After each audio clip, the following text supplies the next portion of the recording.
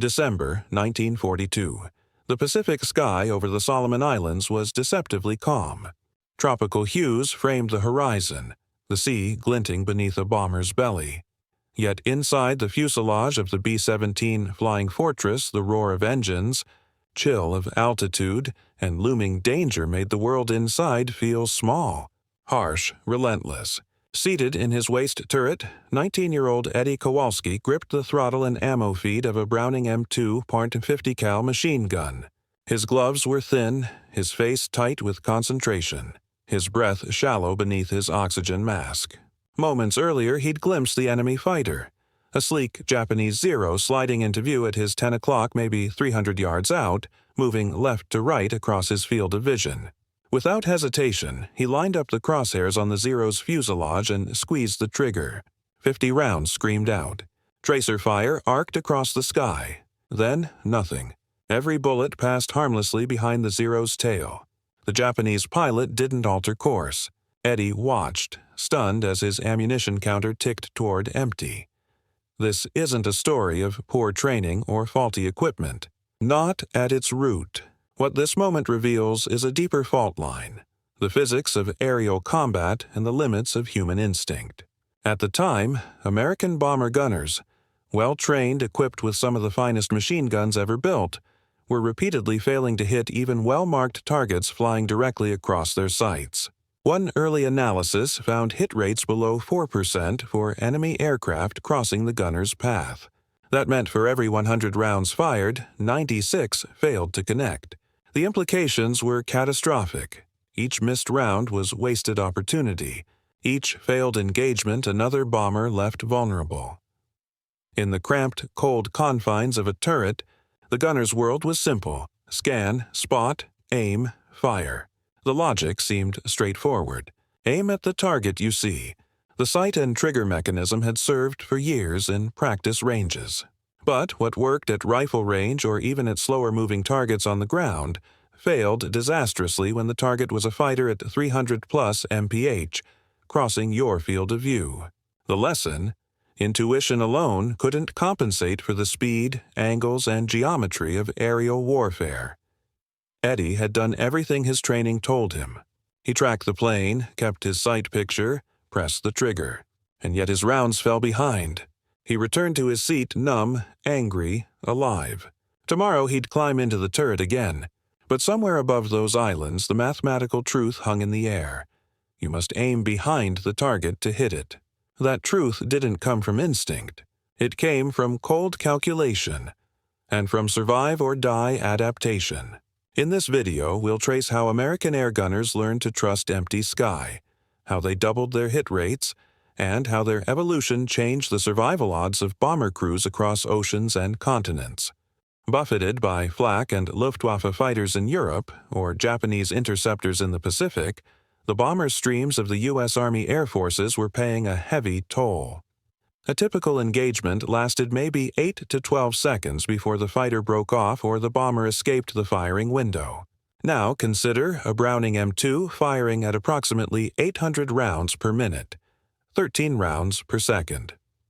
Over a 10-second attack, a gunner could theoretically fire 130 rounds at a crossing target.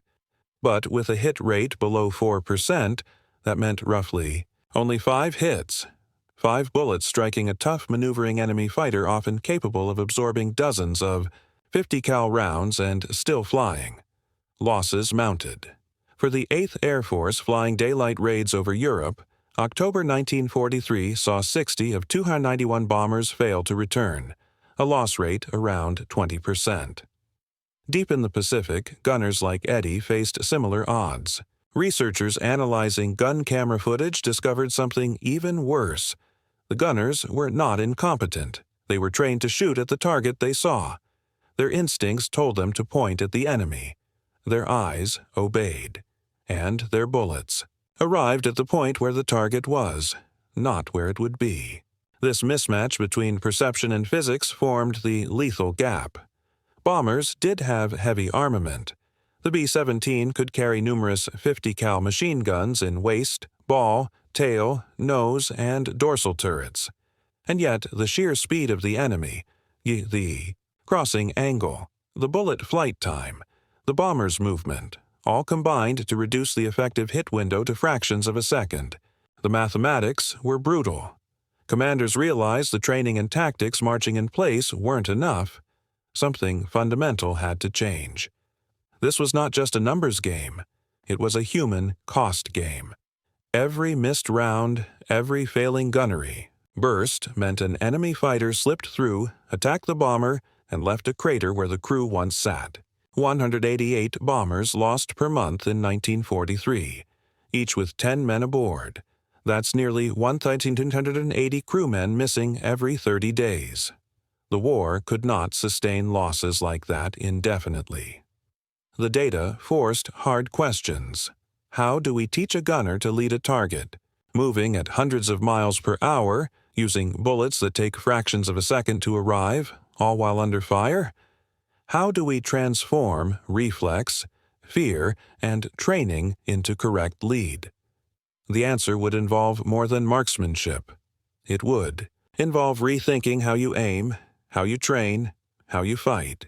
A fighter crossing your field of fire at 90 degrees, 300 yards out, is a blur of motion, but it's also a moving mathematical problem. Let's break it down. Suppose the fighter travels at 300 miles per hour, 440 feet per second. The gunner fires at a range of 300 yards, 900 feet. A Browning M2 50 cal bullet travels at approximately 2,900 feet per second. Divide 900 by 2,900 and you get about 0.31 seconds of flight time. In that time, the target moves 440 x 0.31, 136 feet forward, the equivalent of 11 car lengths. So if you sight on the fuselage and fire, you send your bullet to where the target was, not where it is. Unless you lead it. Enter the concept of deflection shooting. A gunner must aim ahead of the target, into empty sky, by an amount that depends on the target's speed, the angle of crossing, the bomber's own movement, the bullet's velocity, the distance, and even altitude and wind. It is a calculation too fast and too variable to do consciously in the heat of battle, especially while the bomber's turret shakes, the oxygen runs thin, and flak bursts flash around you. Instead, one must instinctively aim into the future. That feels wrong. You're looking at nothing and shooting. It violates every intuitive instinct of aiming at what you see. But aerial combat demands that you embrace that counterintuitive principle. For example, against a target crossing at 90 degrees at 300 yards, you might need to aim 15 to 20 feet ahead of its nose. Larger angles, longer ranges, higher speeds raise that required lead dramatically. Teaching someone to calculate that on the fly, under fire, was unrealistic. Early training attempted to teach deflection angles via charts and models, but the complexity and stress broke that approach. Every variable, target angle, speed, range, bomber motion, diving, climbing fighter, changed the needed lead. The human brain, under threat, defaulted to instinct. Aim at the target and hope. Understanding this, physics explains why so many tracer lines arced harmlessly through the sky behind enemy fighters. The bullets arrived late. The enemy moved on. The gunners were firing at visible metal, not the point of future intersection. The big shift would be when gunners learned to aim for where the target would be, not where it was. And that shift would cost time, ammunition, and lives before it was fully implemented. When America entered war in December 1941, aerial gunnery training was rooted in tradition. Gunners were taught fundamentals as if prepping for a rifle range: sight alignment, trigger control, burst discipline. Many trainees spent their qualification firing about 1,000 rounds in total during a 4-week course. The targets were towed sleeves, slow-moving vehicles, predictable runs at speeds perhaps 150 meters. None of that prepared a gunner for the chaos of a fighter diving at 400 meters, crossing rapid arcs at odd angles under fire. Within seconds, the instructors tried to teach deflection. They used diagrams, tables showing lead distances, simulators, turret mock-ups, but these lessons were abstract, slow, and disconnected from the actual combat feeling. Trainees would fire bursts, watch tracers go by, correct, and often correct backwards. A gunner seeing tracers pass ahead of the target assumed he led too much. On the next pass, he reduced the lead, correcting toward the visible plane. But this took him closer to the very mistake of aiming at where the target is, rather than where it will be. Under fire, the subconscious brain reverted to aiming at danger. Psychologists later identified a key phenomenon. Under threat, men fixate on the threat. The target becomes the visible enemy, not the anticipated intersection point. That fixation short-circuits the conscious training. A gunner under intense threat often abandoned the taught lead and reverted to aiming directly at the enemy. The term threat fixation collapse was coined to describe it. Equipment and training slowly adapted, but early in the war the human and training systems were misaligned with the demands of fast aerial combat. Many gunners went into battle knowing how to shoot, but not how to hit. They aimed at what they saw. The bullets followed. They missed. Training had to evolve and evolve fast. Lives depended on it. While American bomber gunners struggled, across the Atlantic the RAF's No. 609 Squadron faced its own crisis during the Battle of Britain. Their hit rates on crossing BF-109s were barely 6%. Pilots and gunners were brave, their aircraft superb, but the tactics and aiming methods were behind the evolving speed of aerial combat. Squadron leader, Horace Horace. Darley, and some records say Darley or Darley, possessed a unique perspective. He was not only a fighter pilot but a former clay pigeon shooter. He knew instinctive lead from sport shooting. He believed that if pilots could feel the lead rather than calculate it, they could adapt faster. In August 1940, he grounded his squadron for 3 days, right in the middle of combat operations, for a radical training experiment. Tow a banner across the gunnery range, fly repeated passes, and instruct pilots, don't aim at the target. Track its motion. Begin firing while you're still moving the aircraft. Let the deflection happen by motion rather than calculation. Pilots practiced dozens of runs. Not lectures, no angle tables, just repetition. On day 1, they were sloppy, tracers sweeping wildly. Day 3, they achieved approx. Double hit rates, 112%, despite the same hardware.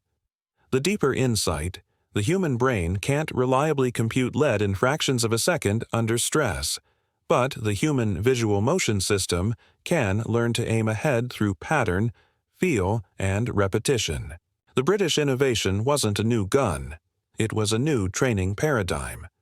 The feel the lead method bypassed battalion-style instruction and let subconscious motor reflexes carry the job. The RAF documented the improvement and began rolling the method out. Some squadrons embraced it quickly, others resisted, still committed to textbook marksmanship. But the results, in doubling hits, spoke for themselves.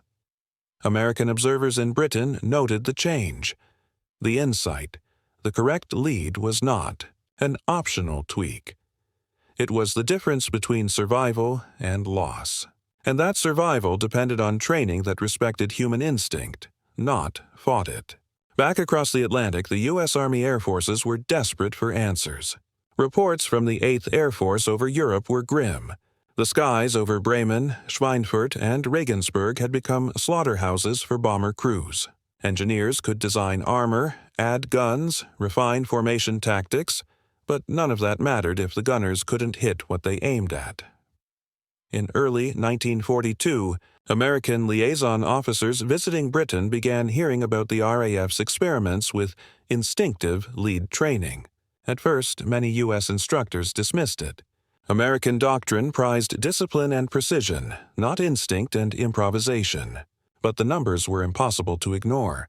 The RAF's point shooting, methods, training gunners and pilots to fire while continuing a smooth tracking motion, rather than freezing the sight on the target, consistently outperformed the traditional aim and hold approach when these ideas reached the U.S. aerial gunnery schools in Florida and New Mexico.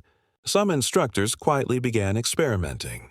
One of them, Captain Robert Bob Mason, took his class to a clay pigeon range outside Tyndall Field. There, under a hot southern sun, he replaced rifles with shotguns and clay discs for fighters. He told his trainees, "Don't chase the target. Feel where it's going. Keep your motion. Fire through it." At first, it seemed absurd to the young recruits. How could a shotgun teach them to down a Zero or Messerschmitt? But slowly, as their eyes and hands synchronized, something clicked. Their reflexes began to understand motion. They started shooting where the clay would be, not where it was. That lesson transferred directly to the turret. When the first groups of instinctive shooters went into combat in 1943, their hit rates were significantly higher. Post-mission gun camera analyses showed tracer streams converging ahead of targets rather than behind. Commanders noted an encouraging trend: more dead fighters, fewer dead bombers.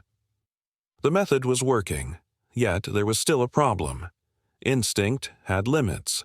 For gunners pinned inside a vibrating B-17 or B-24 turret, seeing and tracking a fast-moving target while accounting for all the ballistic variables was still next to impossible. Human reflex could take you only so far. The next step would come not from instinct, but from mathematics, glass, and gyroscopes. In Cambridge, Massachusetts, far from the front lines, the MIT Radiation Laboratory worked day and night on a secret project.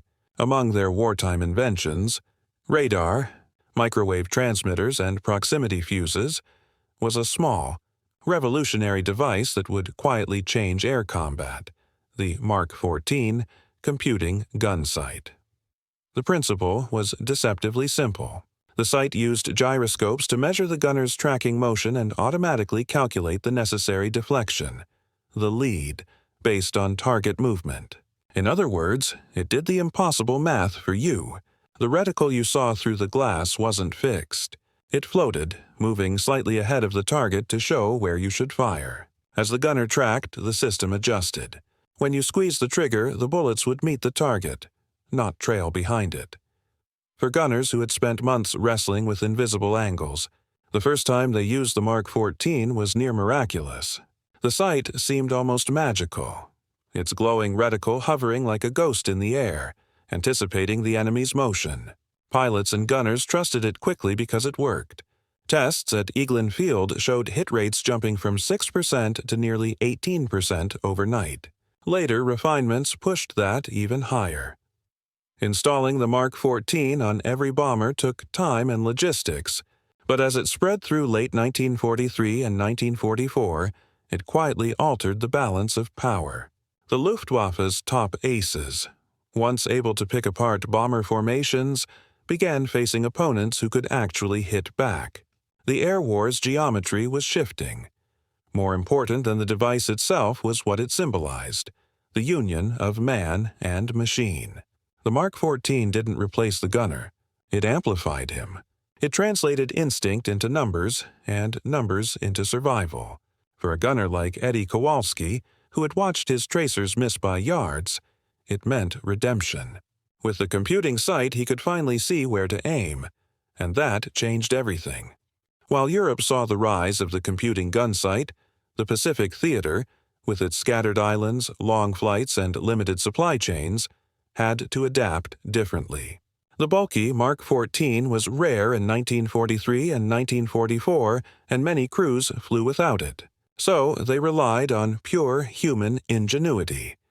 American instructors in Hawaii, New Guinea, and the Solomons developed what became known as the spot shooting method. It was simple, brutally practical, and based on a single idea: teach gunners to estimate lead visually using the enemy's own size as a measuring stick. They drilled their men with mock-up silhouettes of Japanese Zeros painted on sheets of wood, suspended from cables. As the targets were towed across the sky, instructors barked out the rule: if he's crossing at 90 degrees, 1 fuselage length ahead.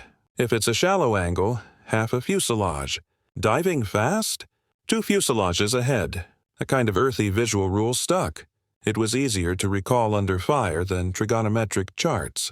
Gunners began to think in fighter shapes instead of numbers. They weren't solving equations. They were reading the motion of the enemy. Aerial gun camera analysis from the Pacific showed a dramatic improvement. Hit rates doubled, sometimes tripled, depending on range. The difference wasn't fancy technology, but mental simplification. It gave frightened 19-year-olds a clear, intuitive rule they could follow even with shaking hands and pounding hearts. In the Pacific heat, training officers even used flying boat practice ranges, where gunners shot at drones towed by PBY Catalinas. The smell of cordite filled the humid air, and with every burst, the young men learned to trust empty space, that strange gap ahead of the enemy, as the true target. It wasn't easy, and it wasn't perfect, but it saved lives. By 1944, many veteran gunners described the experience of finally seeing the correct lead as almost spiritual. Like the bullet wanted to meet the plane halfway, one recalled. Despite all the technology and training, one of the biggest enemies was still the human mind. Combat psychologists who studied returning crews noticed a disturbing trend. Even after months of training, some gunners reverted to bad habits the moment the first enemy appeared. Why? Because fear changes perception. When an enemy fighter screams toward your bomber, it doesn't look like geometry. It looks like death. Your eyes lock on it. Your brain screams, "Shoot it now." And so you do. You aim at the threat, not the predicted path. Under that tunnel vision, the learned lead evaporates. This was threat fixation collapse in action. To fight this instinct, the Air Forces changed their training philosophy. They stopped treating gunnery as a math exercise and started treating it as a reflex. Trainees shot thousands of rounds a week. Instructors shouted until the act of leading became muscle memory. Some camps introduced film simulation, early virtual reality of a sort. Gunners sat in mock turrets facing projection screens that displayed attacking fighters. The film would speed up, slow down, change angles. The gunners had to track and fire at the right lead point. Instructors then replayed the footage, showing exactly where the tracers went. It was the first time many realized just how far behind their fire had been. By late 1944, reflex over reason became the motto. Training that once lasted 4 weeks now stretched to 8 or 12. The men weren't just being taught, they were being rewired. And when they went back to war, their bullets began finding the mark. By the end of 1944, the combined effect of better training, computing sights, and hard-earned combat experience began to tell. Over Germany, B-17 and B-24 formations that once suffered devastating losses now fought off enemy attacks with surprising success. Gun camera data showed average hit rates approaching 20%. In the Pacific, crews escorting B-29s to Japan reported fewer successful enemy interceptions. What changed wasn't just the math. It was confidence. Crews started to believe they could win.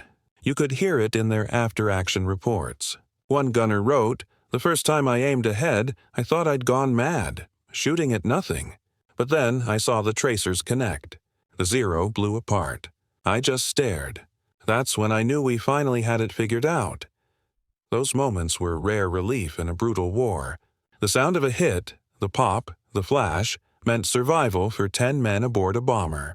It meant making it home to England, to Hawaii, to mothers and wives and letters unopened. Aimed lead wasn't just a tactic. It was hope. And for all the cold physics and machinery, this was still a human story. Of fear, adaptation, and learning to trust the unseen. The simple act of aiming ahead, of firing into empty air, had become a symbol of victory through understanding. When the guns fell silent in 1945 and the bombers came home, the lessons of aerial gunnery didn't fade. They became the foundation of modern fire control systems, from jet fighters' radar-assisted sights to computer-aided anti-aircraft guns. The same principle still applies. Don't aim where the target is.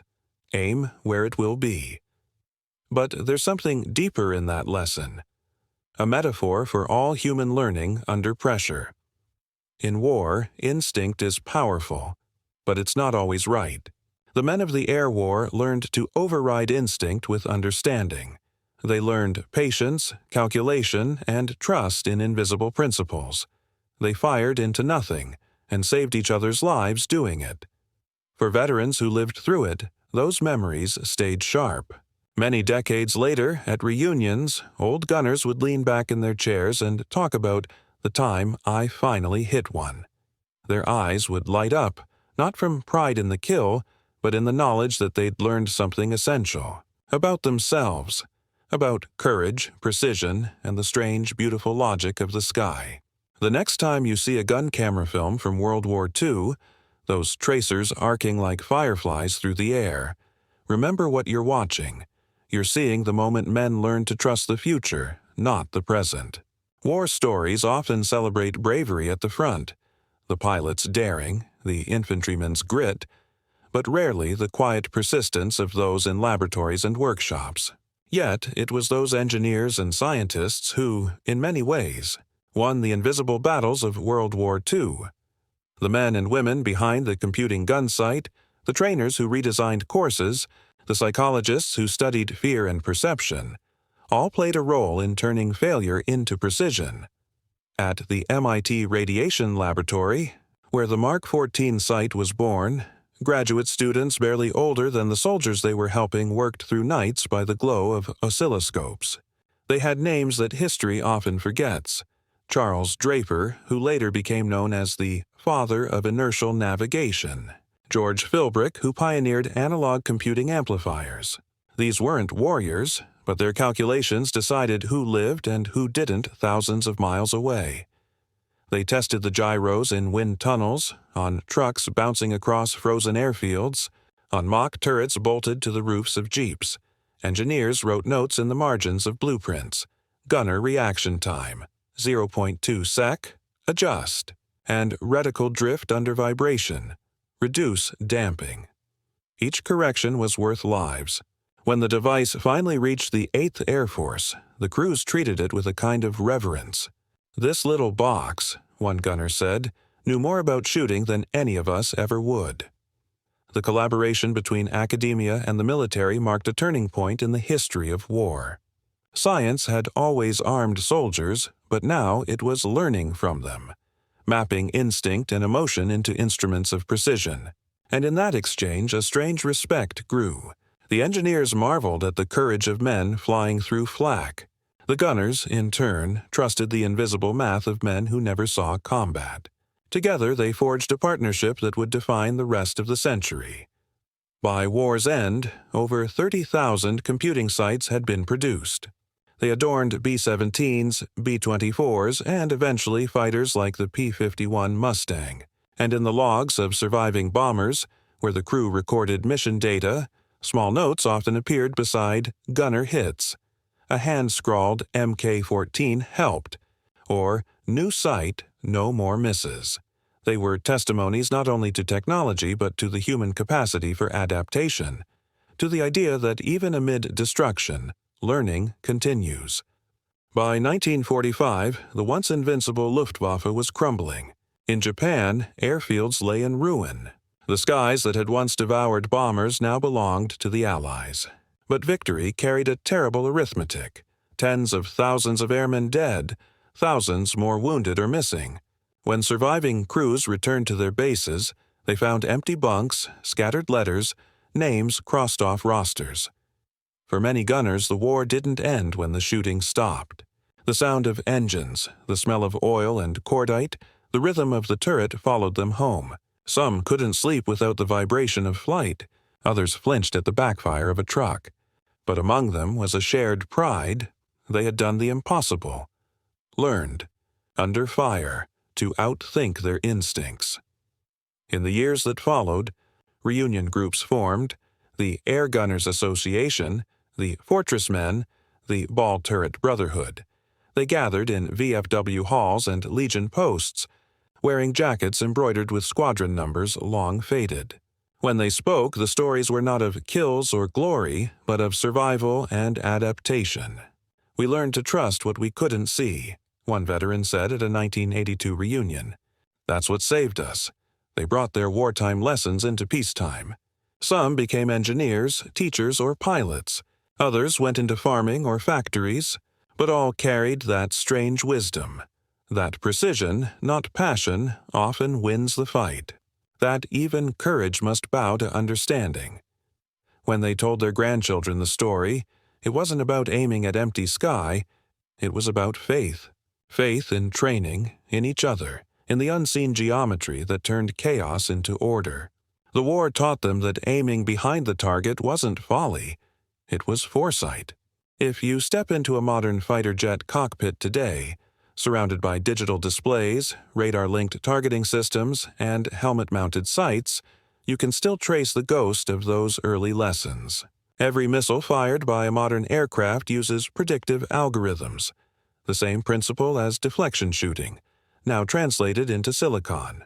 The computer calculates where the target will be, not where it is. Even in civilian technology, that legacy lingers. When a video game calculates the trajectory of a moving target, when a drone compensates for wind, when guided munitions adjust mid-flight, they all inherit the logic first learned by those anxious young gunners staring into the endless sky. But beyond the math lies something more profound. The story of aiming behind the target is the story of humility, of humans realizing that instinct can betray them, and that survival sometimes means surrendering pride to physics.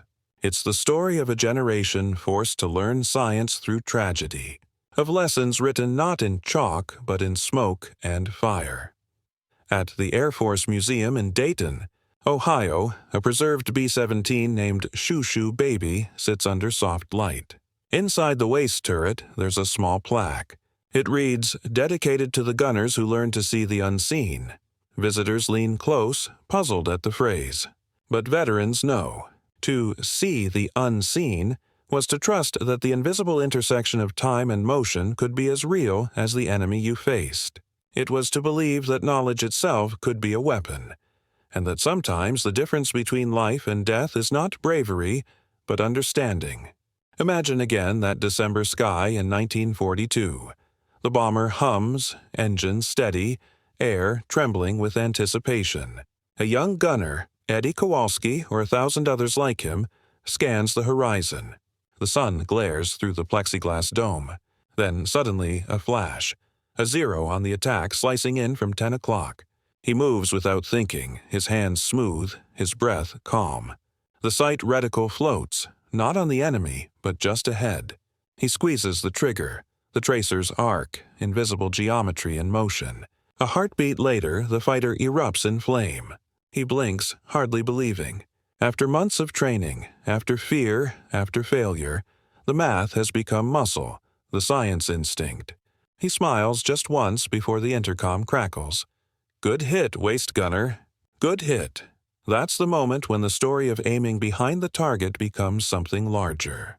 It's about all the times humanity has faced chaos and learned to lead it, to trust calculation over panic, preparation over passion. It's about how progress so often begins with admitting what we don't yet understand. The gunners of World War II taught us that courage isn't only pulling the trigger, it's pulling it at the right time, in the right place, for the right reason. It's believing that knowledge, however abstract, can save lives. So when you look at those faded black and white films, those streams of light crossing the sky, know that each arc tells a story of human evolution under fire. They aimed into nothing and found something greater. That's why the lesson endures. To survive, sometimes you must shoot into the empty sky and believe that truth lives just a few feet ahead of what your eyes can see.